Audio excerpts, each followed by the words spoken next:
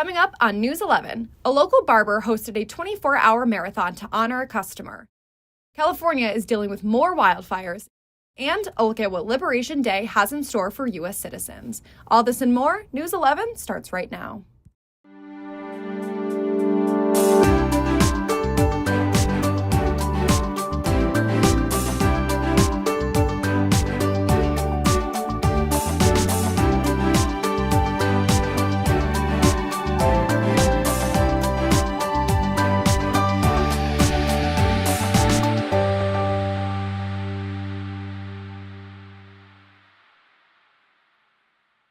And welcome back to News 11. I'm Julia Skiba. And I'm Ariana Cruz. We have a lot of exciting stories to cover, so let's get started with your local news. There has been recent discussions of FredFest, an annual event to celebrate the end of the school year at SUNY Fredonia, becoming a campus-sanctioned event once again. The event was originally hosted by the school, which involved live music, food trucks, and access to alcohol for those of age. Since 2015, when Fredonia stopped hosting the event, it has taken a turn, causing a rise in violence and safety concerns. The mayor of Fredonia, Michael Ferguson, hopes to seek a solution by trying to bring the event back onto campus with more safety regulations added. Many students have expressed frustration on the mayor's concerns for this matter, saying that there are more pressing issues in the town to focus on other than the safety of FredFest. The mayor and the school wanted to bring more balance to the event by having it return to campus and include tickets, which allow students to safely attend the event. These ideas have been met with criticism, as well as with some students stating that when people head to the bars, it is when FredFest gets dangerous, and the issues have been caused by people who aren't students at Fredonia. Mayor Ferguson wants to bring the event back to what it used to be and guarantee a celebration for the students with safety. When discussing a solution, he said, quote, "We can work together and make this a safe place for everybody, or the village does its best to make sure it doesn't exist, and we don't want to do that." The university stopped being involved in the celebration, and since then, the university and the village have no control over FredFest weekend. The weekend was once filled with beer, hot dogs, and national headlining artists on campus. Now students have free reign, and we've seen what they've done with it. My suggestion, make FredFest a ticketed event again, end quote. Dunkirk High School graduated 2 students last weekend. The city school district honored William Hernandez Chevalier and Takira Thomas for their achievement with a ceremony at the high school. According to a social media post from the city school district, quote, "We had the honor of celebrating 2 incredible students who each exemplified the power of perseverance," end quote. End quote. Through determination, resilience, and hard work, they overcame obstacles and achieved this significant milestone. Their journey is a testament to the strength of the human spirit and the support of those who believe in them, end quote.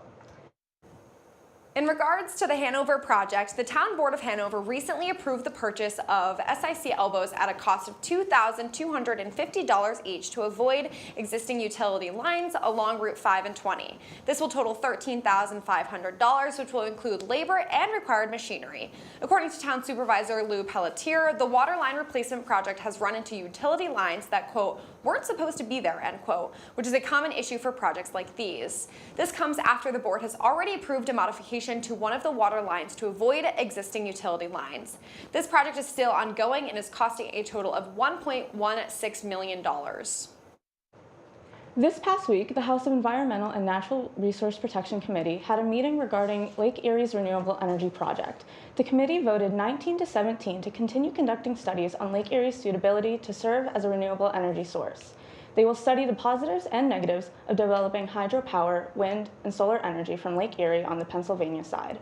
Some experts are concerned about the impact that renewable energy sources will have on native wildlife. The committee is ensuring that they will have plenty of research conducted before they make a final decision. Several towns across Western New York have received funds to improve the amenities for both residents and visitors along trails. Known as the Trail Town Grants, the Ralph C. Wilson Jr. Foundation is providing over $61,000 to 8 locations to enhance and improve the trails for those alike. These grants will improve trails along the Genesee Valley Greenway and the western portion of the Empire State Trail. Paul Steely-White, the Parks and Trails New York Executive Director, said on the grants, quote, "Western New York is becoming an outdoor recreation destination, and this is much needed funding will foster adventure for tourists and locals alike, end quote. Some of the towns receiving the grants include the village of Brockport and Perry, the town of Mount Morris, Lockport, Main Street, and Letchworth Gateway villages.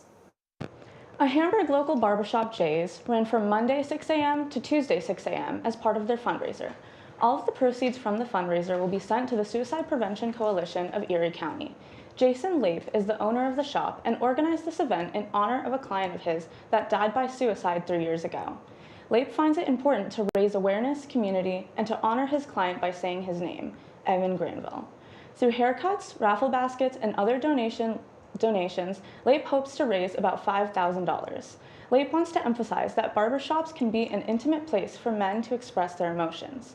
80% of suicides in Erie County affect middle-aged men.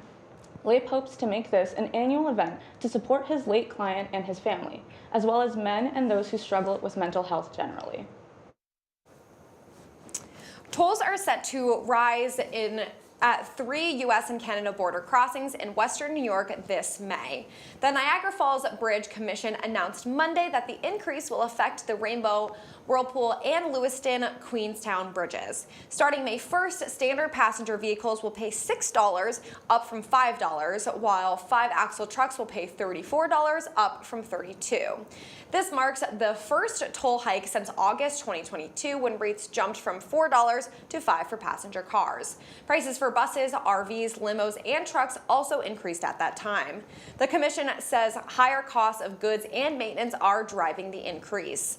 While commercial traffic has remained steady or slightly risen, auto traffic has dropped significantly. Border crossings in February were down over 14% compared to last year. Visit Buffalo Niagara also reports an 11% drop in hotel occupancy. The commission cites the exchange rate, buy Canadian campaigns, and uncertainty around duties and taxes as possible reasons. The New York Department of Environmental Conservation, or DEC, is urging caution for all who encounter sick and dead waterfowl. DEC officials urge the public to assume that birds found deceased could be positive for the highly pathogenic avian influenza virus, which is commonly referred to as bird flu. According to the U.S. Department of Agriculture, bird flu is a, quote, major threat to the poultry industry, animal health, trade, and the economy worldwide, end quote. The disease can be deadly to domestic poultry and can wipe out entire flocks within a matter of days. DEC is monitoring the occurrence and impact of the bird flu across the state. Confirmed cases are listed online at aphis.usda.gov. And when we return, we will have your national stories. We'll be right back.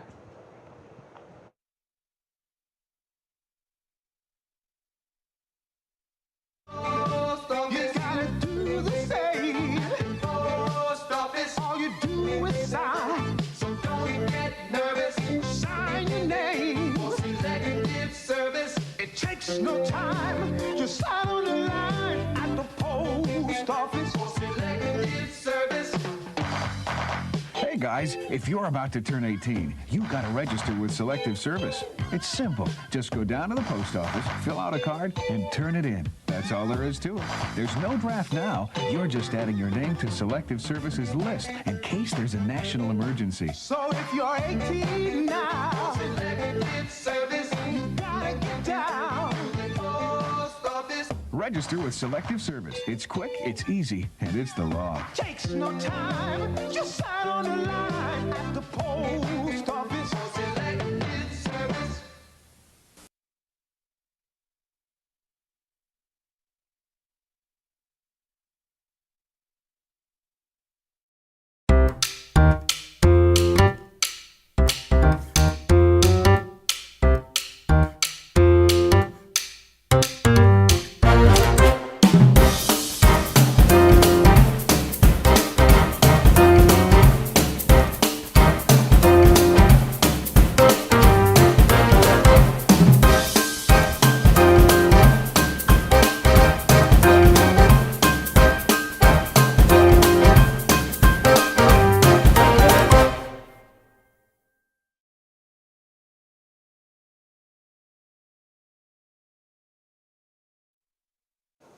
For weeks, President Trump has been calling today, April 2nd, Liberation Day. He plans to announce a massive amount of tariffs with more specific figures. The exact proposals are unknown, but we are expected to get more information soon. More specifically, he could be announcing any counter tariffs. Him and his advisors have also spoken about tariffs on lumber, pharmaceuticals, copper, and microchips. The president has given various figures on what % increase would be implemented on tariffs. He recently stated he plans on being more generous than other countries. Even with several advisors and other countries' representatives to speak to, ultimately it is Trump's decision. Trump's ultimate goal is to increase tariff revenue and bring jobs back to the states. Other economists and consumers have expressed great fear in the increases of prices of goods and an overall hurt to the American economy. Last Monday, California suffered another wildfire that is still going. Due to high winds, potentially reaching up to 60 miles per hour, a small wildfire has spread significantly. The fire is in Inyo County, which has had a lack of rain for weeks. According to the California Department of Forestry and Fire Protection, or CAL FIRE, there is no way of containing the fire. Spokesperson for CAL FIRE, Chloe Costello, has said, quote, "The winds are very erratic. One minute they are pushing north, the next they are going east," end quote. Although the area is rural, roughly 800 houses have had to be evacuated because of the fires. The cause is still unknown and still going under investigation. A close call between a Delta Airlines Airbus A319 taking off from Ronald Reagan Washington National Airport and a U.S. Air Force T-38 jet often used by the military for training sounded alarms in the cockpit of the passenger plane on Friday. Delta 2983, carrying 2 pilots, 3 flight attendants, and 131 passengers, departed Reagan Airport around 3:15 p.m. and headed to Minneapolis-St. Paul International Airport. Delta did not identify the other jet involved, but a review of tracking data shows an Air Force T-38 jet flying past the Delta plane and the DCA airport going more than 350 miles per hour at 800 feet. The military jet took off and landed at Langley Air Force Base in Hampton, Virginia. The close call happened just south of DCA Airport, close to the spot where an American Airlines regional jet and an Army Black Hawk helicopter collided, killing 67 people on January 29th. Morgan Durant, a spokesperson for Delta Airlines, said, quote, "Nothing is more important than the safety of our customers and people. That's why the flight crew followed procedures to maneuver the aircraft as instructed," end quote. 3 federal agencies are reviewing nearly $9 million of contracts and grants that have been given to Harvard from the federal government. The federal review started in response to Harvard's response to anti-Semitism on campus. Many students and faculty have been calling Harvard off balance in regards to equity and inclusion, and the funding cuts are making balance on campus even harder to achieve. However, the Anti-Defamation League ranked Harvard a C in how they respond to anti-Semitism, which is an improvement from the F ranking they received a few years prior. They are making efforts to regain balance on campus, and hopefully they continue to maintain their upward trend. Suni Williams and Butch Wilmore, who recently returned from space after over 9-month-long stay, have just made their first public announcements. The two had a week-long mission as the first crew tested flight of the Boeing Starliner capsule, where they then encountered problems during the docking process, causing them to remain in orbit for 286 days. While they were on the International Space Station for much longer than expected, they both continued to focus on their mission and help with maintenance and spacewalks on the station as well. Back in March, they were brought back home in a SpaceX Dragon capsule and have since discussed their experience with their extended mission. Butch Wilmore said on the matter, quote, "You cannot do this business without trust. You have to have ultimate trust, and for someone to step forward in these different organizations and say, hey, I'm culpable for part of that issue, that does a long way to maintaining trust," end quote. He even added that he was partly responsible for some of the errors that could have occurred on the mission, saying he could have asked more questions when discussing the flight, and his better understanding could have resulted in a more successful outcome. The two were scheduled to meet with Boeing leaders and program managers and engineers this week to discuss upgrades and how to move forward with the Starline capsule. Ultra Music Festival offered $425,000 in bottle service in its VIP section. During the weekend-long event, those who brought a $1,500 ticket also had access to an alcoholic bottle menu, which included bottle service packages. One service, with the over $400,000 price tag, included 200 bottles of Pharrell Williams Edition Moet and Chandon Nectar Imperial Rosé, 100 bottles of Dom Perignon Brut Luminous, and 100 bottles of Dom Perignon Rosé Luminous. Other bottle services were ranging from $7,500 to $305,000. And on the last day of the infamous Electronic Dance Festival, the prices were lowered by $1.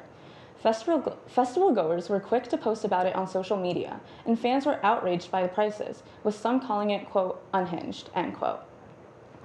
And when we return, Matt joins us for the first time with our sports update, and we'll have your first look at the weather. We'll be right back.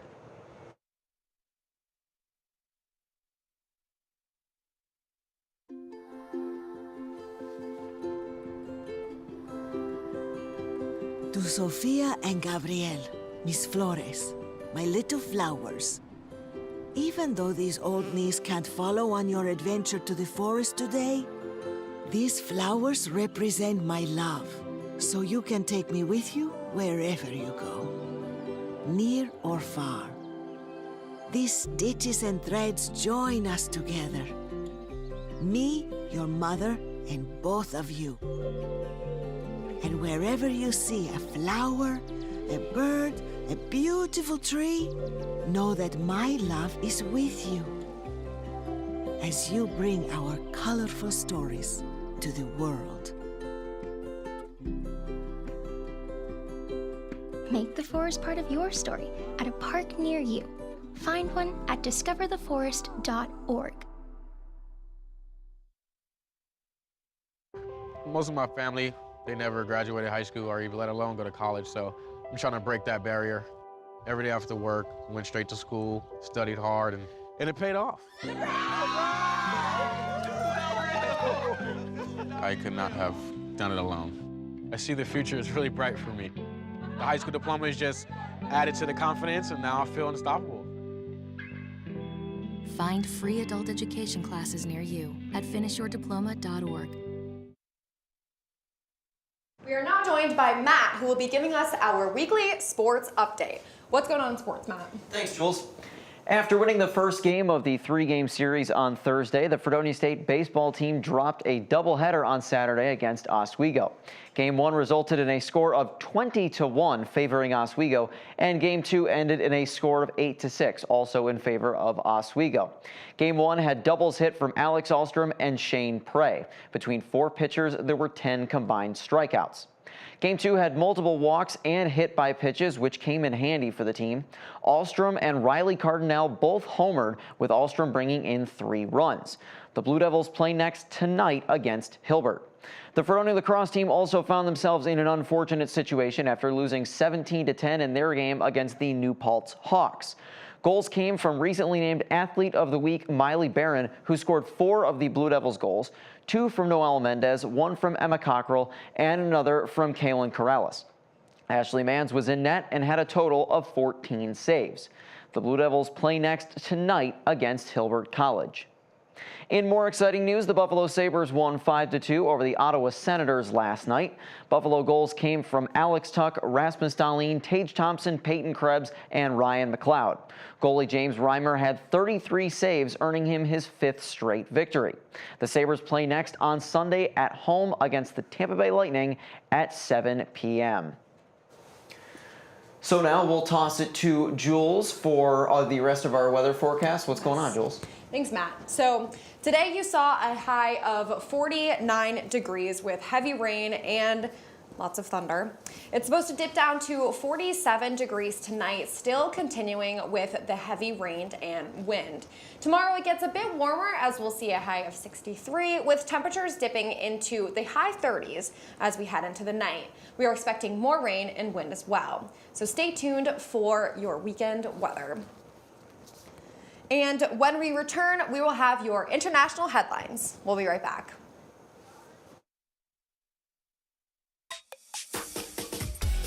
This one's for the real ballers and shot callers, the Sisterhood of Women in Tech. They're discovering cures, building apps, and programming the blockchain. They're CEOs, worldwide hustlers who can make it rain. They're tearing down the old boys club and seeing big gains. Because when women in tech come together, you know they make that change.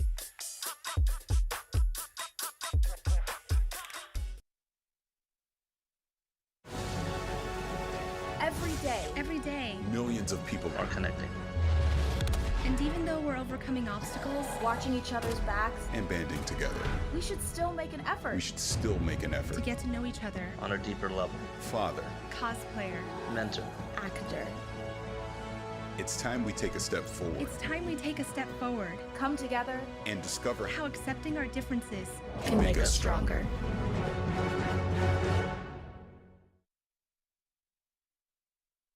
How prepared is your family if a hurricane shows up at your doorstep, or a flood, or a blizzard?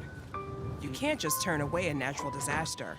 That's why it's important to go to ready.gov/plan now. It has the tools and tips you need to make an emergency plan with your family.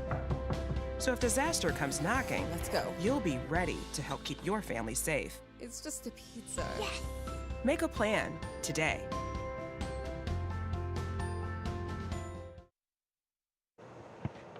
A national protest in Zimbabwe targeted to pressure President Emerson Mnangagwa to resign has turned into a nation shutdown.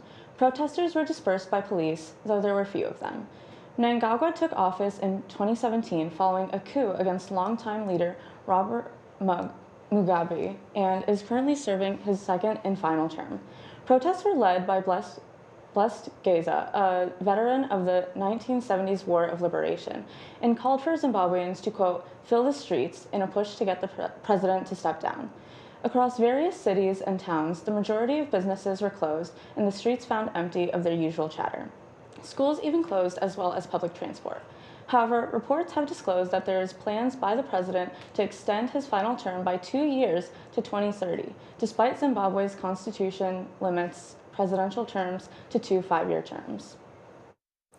A 27-year-old American male was traveling in the empty carriage of a train from Lithuania headed to Belarus, where authorities detained him. The man was then sent to border service for further questioning. The U.S. State Department spokesperson said that the department is, quote, aware of the situation and will be monitoring the case while providing assistance when necessary. 7,000 cattle used to roam Ziwa Ranch in central Uganda. The cattle have gone, and in their place, rhinos habit the area. Uganda used to be home to both the black and northern white species of rhinoceros. However, due to rampant poaching, trafficking, and political turmoil in the 1980s, their numbers became slim. Nevertheless, an initiative to bring back the rhinos was born with Captain Joseph Charles Roy, the owner of Ziwa Cattle Ranch. Roy founded the Rhino Fund Uganda charity in an effort to make the cattle ranch the ideal rhino habitat. Now, the ranch houses 48 rhinos, 5 of which born within the last 3 months. The ranch also offers lodges for tourists and walking safaris to see showbills, leopards, antelopes, warthogs, and of course, rhinos. And after the break, a look at a heartwarming moment from the host of Survivor, the potential for Studio Ghibli to take legal action against OpenAI, and an update on Will Smith. We'll be right back.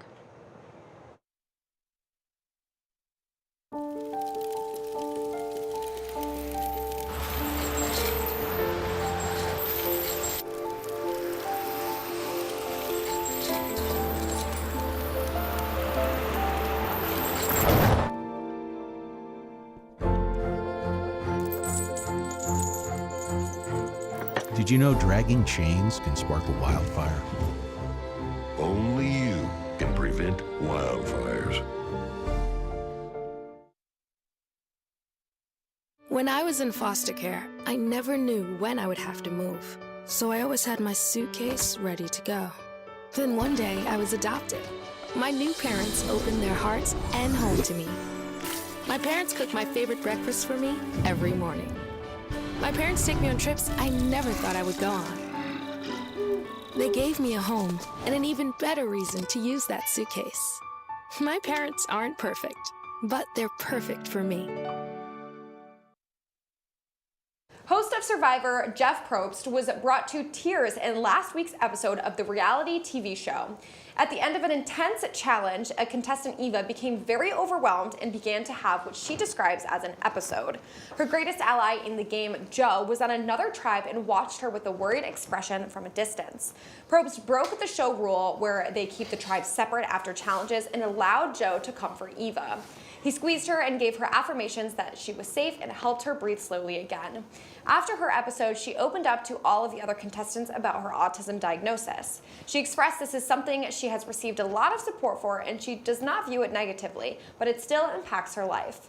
Probst got very emotional listening to her story and appreciated her vulnerability and representation for young people watching.